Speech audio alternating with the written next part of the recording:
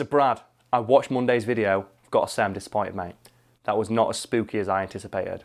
Oh. So I need you today to make this video extra spooky. I know it's going up the day after Halloween, but we need to make up for it. Can you do that? Extra spooky? Extra spooky. Alright, I'll try. Let's do this. As the Friday the 13th films have shown, Jason Voorhees is a nigh unkillable sentinel of teenage virginity, who is most at home punching people's heads off or stomping kidneys.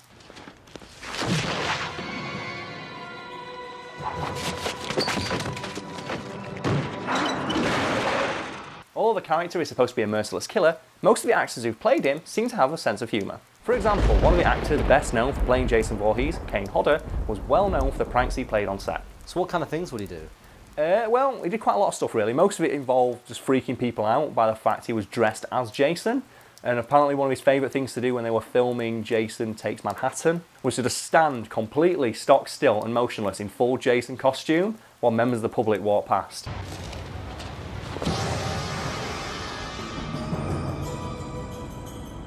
And when they got used to him being there and like tried to take photos or like get his attention, he'd very quickly stride towards them and then offer to shake their hand.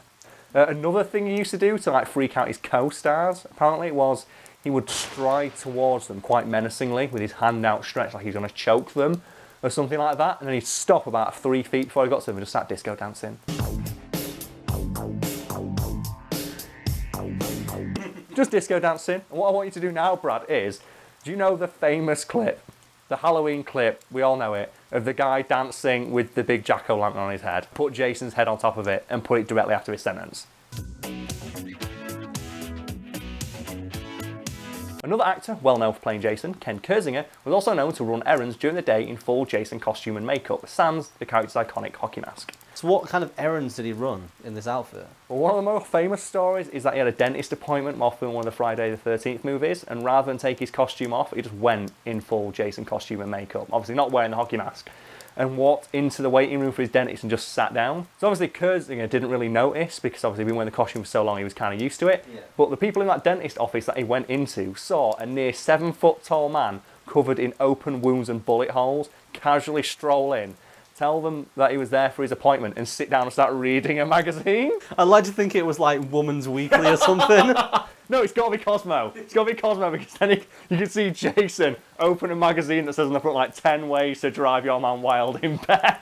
And he's there in full costume. I know he wasn't wearing the mask, but in my head, he's wearing the mask. And just see him nodding along as he reads this article like, ah, yes, very interesting. I see. Don't neglect the balls. Have you ever read some of the articles in Cosmo about how you're supposedly meant to drive your man wild? No. Some of them are actually insane.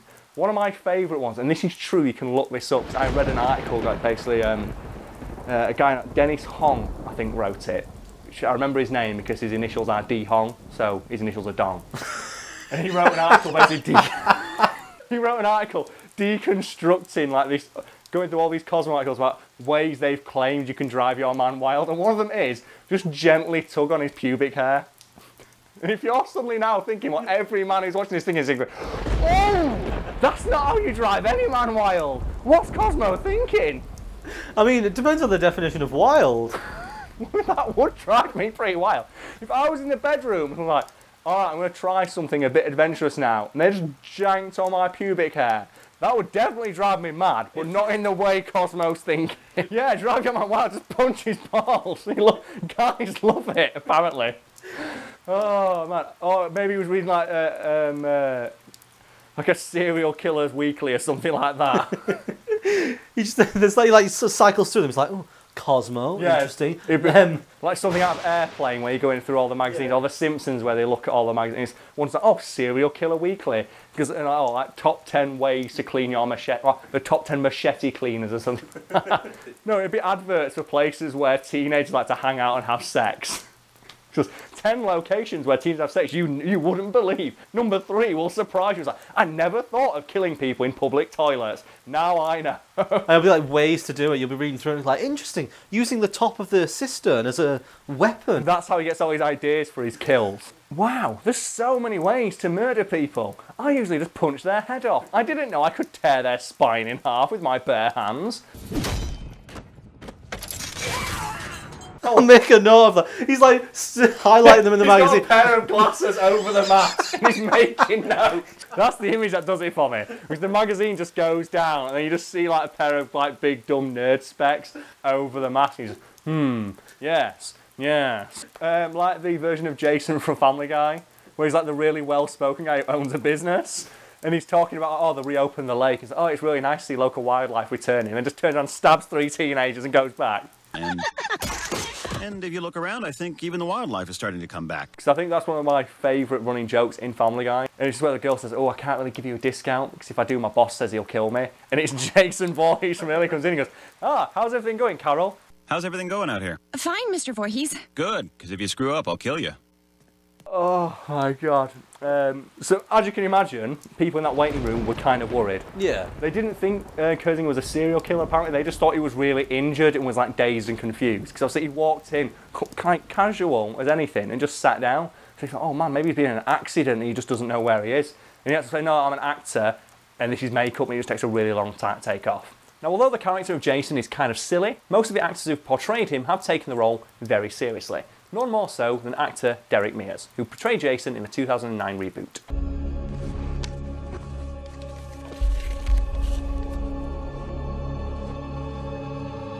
So how does he take it so seriously? Well, in this reboot, they reimagined the character of Jason Voorhees as being like a crazy wild man who'd been abandoned in the woods from childhood. So Mears studied child psychology, wilderness survival, and basic hunting to get into the mindset of what it would be like to be a child who was abandoned and then had to survive in the wilderness on their own for many years.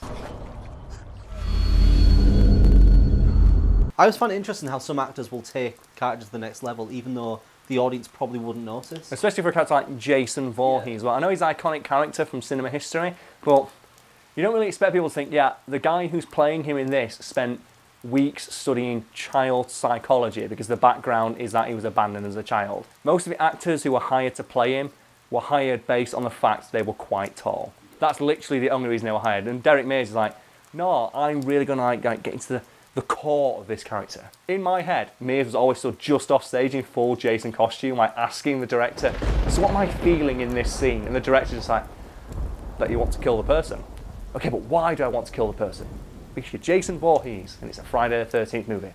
Yes, but what's my motivation? They're having sex and you don't like it, but why don't I like it? He is quite a two-dimensional character, isn't he? He just kind of walks around and stabs people. Well, he was originally, but then I guess they were trying to add more nuance to him. We did the same with Mike Myers. They've Michael tried, Myers in the horrible Rob Zombie remake movie. Well, the reason that movie's terrible is because they have a scene in it where they say, oh yeah, as a child, Michael Myers was just evil. Behind these eyes, one finds only blackness. And Joe says this, a child psychologist. It's like, fucking great work, mate, yeah. Like, I gave up, and what he basically says, I gave up trying to help this child because he was just evil. Because excellent work there, Mr. Child Psychologist. The kid was just evil, so fuck it. You've earned your degree. Why not, eh?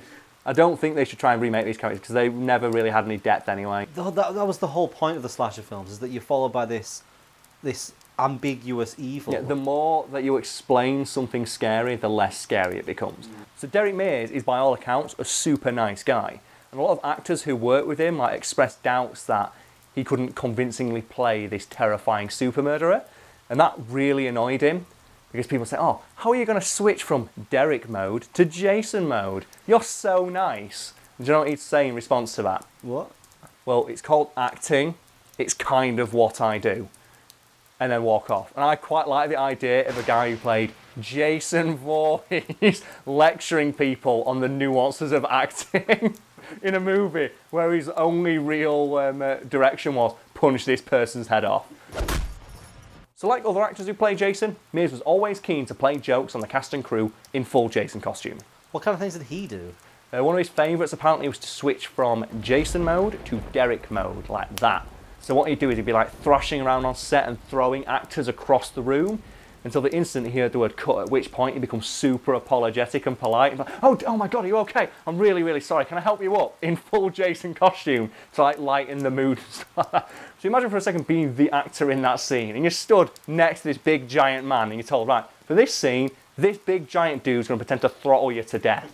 Isn't that right, Derek? And he doesn't say anything because he's in character. It's like, oh, well, Derek agrees. Are you ready?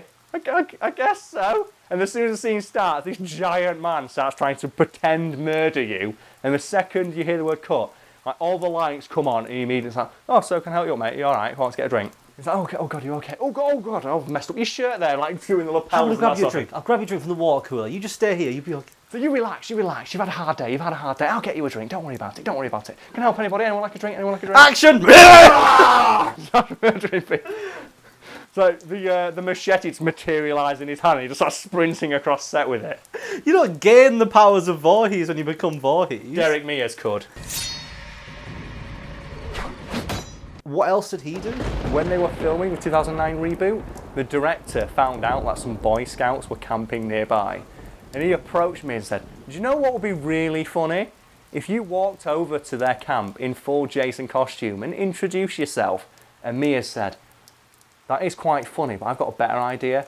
How about if we waited for one of the Boy Scouts to be on their own, and then I went over in full Jason costume and introduced myself to him. And it was only when someone pointed out, do you think maybe walking over to a kid on his own dressed as a fictional murderer might be a bad idea? And Mia's like, yeah, hang on, that probably is a bad idea. I could get shot if I did that. Let's not do that. And I'm thinking in my head, if they did do that, what was their end goal? That's not a prank. That's just terrifying a small child and potentially scarring them for life. If you'd have done something like this to like a member of the cast or the crew and like hid in a closet or something and jumped out in full Jason costume, that's quite funny. Walking over to a kid in the woods on their own, dressed as a murderer, as a 7-foot tall man and just going, sup. That kid is not going to think that's funny, even if you try and explain it to him. And do you know what the thing was as well? What? They were going to deny that they did it. So this poor kid was going to run back. Their plan was scar this poor kid, and when he ran back to tell, I just seen a guy in the woods in a hockey mask with a machete. And it's like, well, are they filming something nearby? Maybe it was the actors, one of them.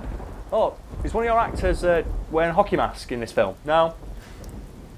You're lying, Billy. What did you really do? So that poor kid. You know what my favourite part about that is as well? Like, this was a reboot and these were Boy Scouts, so chances are none of them would even know who the fuck Jason Voorhees is. So it's not really a prank. Like, if you'd have done it to an adult, that's a prank, because obviously a lot of adults have, like, through pop culture osmosis, know who Jason Voorhees is.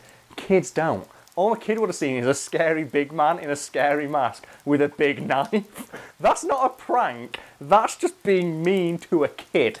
I would argue it's not really a decent prank for an adult either. If you were in the woods on your own and a 7-foot-tall, blood-covered man approached, even if he was dressed as a serial killer. In fact, he's dressed as a serial killer that you're aware of. Yeah, and he's carrying a machete. Now, so that Derek Mears thing where he thought it'd be a good idea to approach a child dressed like a fictional murderer as a prank reminds me of what I think is probably the greatest scare prank ever pulled. Are you familiar with Just for Laughs? Yeah. Like, that channel is amazing and all the TV shows are amazing. And they're one of the few prank channels who are super legit. All the reactions they get are real and genuine. They don't use stooges and they don't fake reactions like a lot of prank channels do. And one of the meanest ones I think they've ever done, and it's such a simple idea, is where they get a camera in a shop. Do you know when you go into a shop and they have like the security camera that faces back and you can see yourself in it? They do that and they rig it so that after about 10 seconds of looking into it, a Grim Reaper appears behind you. And that in itself is quite funny, and I think that's hilarious. But they go one step further, and this is when I think it gets mean, where when the person looks behind them, instead of a Grim Reaper, they see an old man. And you think, oh, that's fair enough, but do you know what this old man's holding, if you remember? A scythe. So this person looks over their shoulder and sees an old man carrying a literal weapon. And then, do you know what the guy does? He winks. So they look at this guy and he goes... If I recall as well, there's always jolly music in the background. Always jolly, and that's what makes it so funny. And the reactions from people on it is, I think there's one guy and he's like got glasses on and he stands there and you can visibly see him questioning whether he's going mad or not. Like you can see he's doing that thing where he blinks too much, he's like, I don't know what's going on.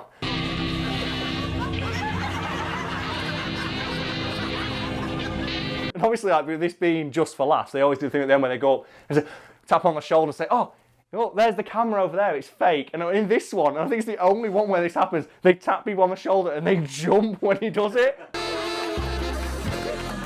Because obviously, in the context of that situation, this is a guy with a scythe tapping someone on the shoulder who's legitimately questioning whether or not they're going insane.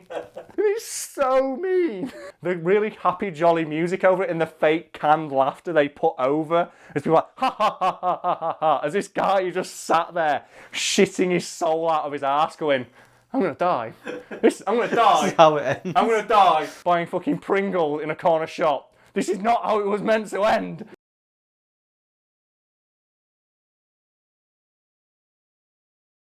What's Jason Voorhees' real name?